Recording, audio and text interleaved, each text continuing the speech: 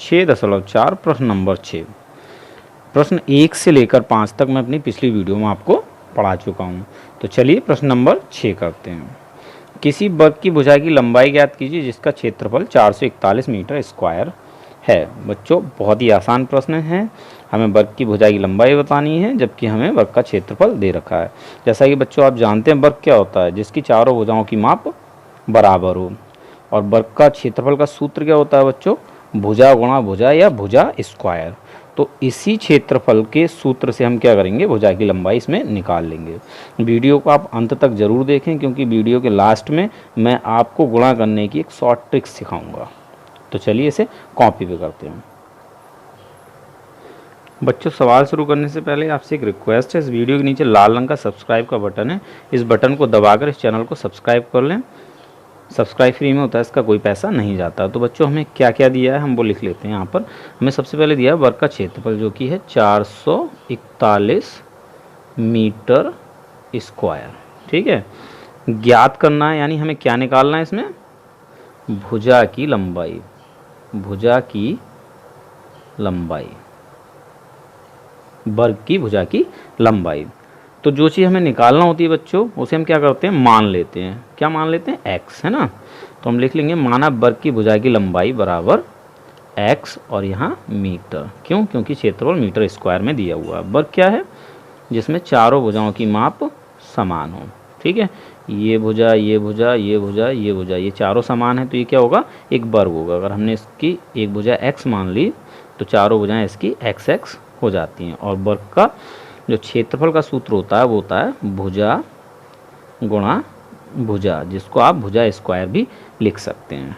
ठीक है बच्चों, इतनी बात आपको समझ में आ गई होगी। हमें क्या दिया है, इस वर्ग का क्षेत्रफल दिया है। भुजा हमसे पूछी तो हमने भुजा x मान ली।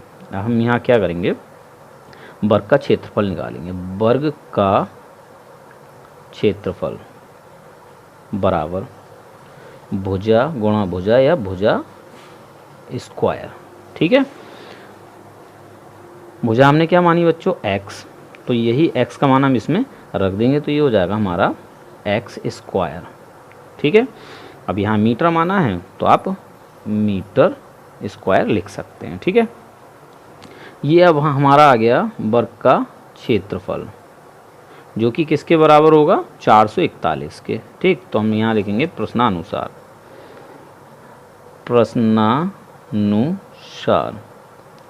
और प्रश्नानुसार बच्चों क्या होता है, जो प्रश्न में शर्त दी है उसके अनुसार। प्रश्न में हमें क्या दिया है, x स्क्वायर बराबर है 441 के, क्षेत्रफल बराबर क्षेत्रफल। अब हमें क्या करना है, दोनों पक्षों का हम वर्गमूल निकाल लेंगे। दोनों पक्षों का वर्गमूल लेने पर, ऐसा हम क्यों कर रहे हैं, क्योंकि हमें यहाँ x स्क्वायर की वैल्यू पता चल गई 441 है, लेकिन हमें वैल्यू किसकी निकालनी है, x की। ठीक है, तो यहाँ स्क्वायर चढ़ा हुआ है तो हम क्या करेंगे, दोनों पक्षों का वर्गमूल ले लेंगे। और वर्गमूल लेने के लिए क्या करते हैं, जो भी संख्या दे रखी हो तो इसे हम रूट के अंदर लिख लेते हैं। तो इसको हम x स्क्वायर को रूट के अंदर लिख लेंगे और इस 441 को भी हम क्या करेंगे, रूट के अंदर लिख लेंगे। ठीक है, इसके बाद हमें क्या करना है, इनके गुणनखंड कर देने हैं। तो बच्चों x के गुणनखंड क्या होंगे, रूट के अंदर ही हम करेंगे x गुणा x। और 441 के जब गुणनखंड करेंगे तो क्या निकल कर आएंगे, 3 गुणा 3 गुणा 7 गुणा 7। यानी हमें वर्गमूल निकालना, आप किसी भी विधि से निकाल लो, चाहे भाग विधि से चाहे गुणनखंड विधि से। हम क्या करेंगे, जोड़ा बना लेंगे और ये बाहर आ जाएगा x बराबर, इधर 3 का एक जोड़ा बाहर आ गया, गुणा लगाया, उधर 7 का। ठीक है, जोड़े का एक बार बाहर आ गया तो x बराबर 21 हमें प्राप्त हो जाता है। कितना, 21। और हमने x किसे माना है, वर्ग की भुजा की लंबाई। तो हम यहाँ लिख लेंगे वर्ग की भुजा की लंबाई बराबर x मीटर बराबर 21 मीटर। यही हमारा आंसर हो जाता है। अब मैं आपको सिखाता हूँ बच्चों गुणा करने की एक शॉर्ट ट्रिक। मान लो अगर आपको किसी भी संख्या का वर्ग निकालना है, जैसे यहाँ 12 का वर्ग निकालना है, तो हम इसे बिना गुणा किए कैसे निकाल सकते हैं? तो चलिए पहले मैं आपको बताता हूँ आप कैसे निकालते हैं। 12 गुणा 12 इस टाइप से लिखते हैं, ठीक है। फिर क्या करते हैं, इसकी गुणा करते हैं, 2 दूनी 4, ठीक है। फिर इसकी करते हैं 1 से, 2 एकम 2, यहाँ पर क्रॉस लगाते हैं, फिर 2 एकम 2, फिर 1 एकम 1, और इस तरह से आप फिर क्या करते हैं, इसको जोड़ लेते हैं। 4 का 4 आ जाएगा, और 2 और 2 4 और 1। लेकिन अब हमें कैसे करनी है, देखिए यहाँ पर आप दोनों संख्याएं लिख लें, क्योंकि 12 का स्क्वायर का मतलब क्या है, 12 गुणा 12। तो आप सबसे पहले इन दोनों की गुणा करें, ठीक है। 2 दूनी 4, क्लियर हो गई बात। फिर आप इस तरह से इन दोनों की गुणा करेंगे, 2 की और 1 की, कितना होगा, 2 एकम 2, और जो आएगा उसको डबल कर दें, यानी 2 से गुणा कर दें, 2 दूनी 4 हो जाएगा। फिर यहाँ 4 लिख दें, ठीक। फिर इसकी और इसकी गुणा कर दें, यानी 1 की और 1 की, 1 एकम 1 ही हो जाएगा आपका आंसर। तो हमें बिना पेन उठाए कैसे हम इसे कर सकते हैं, 12 का स्क्वायर लिखा हमने, तो हम क्या करेंगे, 2 की 2 से गुणा करेंगे 4 हो जाएगा, 2 की और 1 की गुणा करेंगे, 2 एकम 2 हो जाएगा, और इसका कर देंगे डबल, 2 दूनी 4। फिर 1 की 1 से गुणा करेंगे, 1 एकम 1। एक संख्या और लेते हैं, 23 का स्क्वायर करना है, तो हमें क्या करना है, 3 की 3 से गुणा करेंगे, 9 हो जाएगा, 3 की और 2 की गुणा करेंगे, 6 हो जाएगा, 6 का कर देंगे 2 गुना, 6 दूनी 12, और 12 का हम लिख देंगे 2, और हासिल हमारा हो जाएगा 1, ठीक। फिर यहाँ दहाई के अंक का स्क्वायर करेंगे, यानी 2 दूनी 4, और 4 में 1 हम जोड़ देंगे, हो जाएगा 5। एक और लेते हैं संख्या 24, ठीक है। 24 का स्क्वायर निकालना, तो क्या करेंगे, 4 चौक 16 का 6 लिखेंगे, यानी इकाई के अंक का इसी से मल्टीप्लाई कर देंगे, तो 4 चौक 16, और हासिल का 1 आ जाएगा।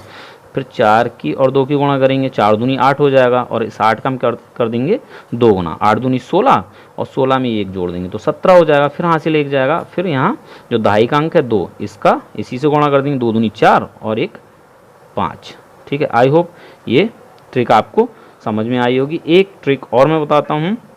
मान लो आपके पास में कोई संख्याएं हैं जो 100 से ऊपर हैं, 102 गुणा 103 ये संख्या है, इसकी आपको गुणा करनी है। तो आप जल्दी से कैसे करेंगे, ये 100 से कितना ज़्यादा है, 2 ज़्यादा है तो प्लस 2 लिख लो, ये 100 से कितना ज़्यादा है, 3 ज़्यादा है तो प्लस 3 लिख लो, ठीक है।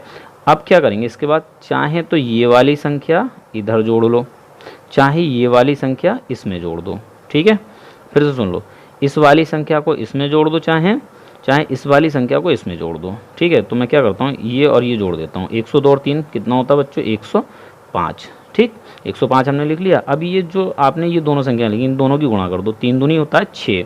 अब 6 आया है एक अंक में, तो हमें एक अंक नहीं लेना, 2 अंकों में संख्याएं लिखनी है, ठीक है। तो क्या लिख देंगे, 6 को 06, ये हो जाएगा हमारा आंसर। एक संख्या और ले लेते हैं, 104 गुणा 102, ठीक। तो ये 100 से कितना ज़्यादा है, 4 ज़्यादा है, ये 100 से कितना ज़्यादा है, 2 ज़्यादा है। तो चाहे इन दोनों को जोड़ो, चाहे इन दोनों को जोड़ दो, हर स्थिति में कितना होगा, देखो 106 होगा, 2 और 104 106, 4 और 102 106। तो आप कोई सा भी जोड़ सकते हैं, चाहे इन दोनों को जोड़ दें, चाहे इन दोनों को, ठीक है। तो 104 और 2 106। इसके बाद हमें क्या करना है, इन दोनों की गुणा करनी, 4 दूनी 8, 8 क्या है, एक अंक में है संख्या, तो हम यहाँ पर एक जीरो और लगा लेंगे, 2 अंक कर लेंगे, तो इसको यहाँ लिख देंगे, ये हो जाएगा आपका 104 गुणा 102। थोड़ी सी बड़ी संख्या एक ले लेते हैं, 105 गुणा 107, ठीक है। ये कितनी ज़्यादा है, 5 ज़्यादा है, ये कितनी ज़्यादा है, 7 ज़्यादा है, ठीक है। आप चाहे इसको जोड़ लें, चाहे इसको जोड़ लें, ये कितना हो जाएगा, 105 और 7 112, 105 और 7 112। इसके बाद आपको इन दोनों की गुणा कर देनी है, 5 7 35, 2 अंकों में संख्या आ गई, तो ऐसे ही लिख दें, ये हो जाएगा आंसर। बच्चों ये दो अंकों वाली संख्या जो है, इसकी ट्रिक 99 तक आप लगाएंगे, यानी 10 से लेकर 99 तक का वर्ग आप इस विधि से निकाल सकते हैं। और इसमें आप क्या करेंगे, जो 100 के नज़दीक हो और 100 से ऊपर हो, ठीक है, उसमें ही ये ट्रिक लगाएं।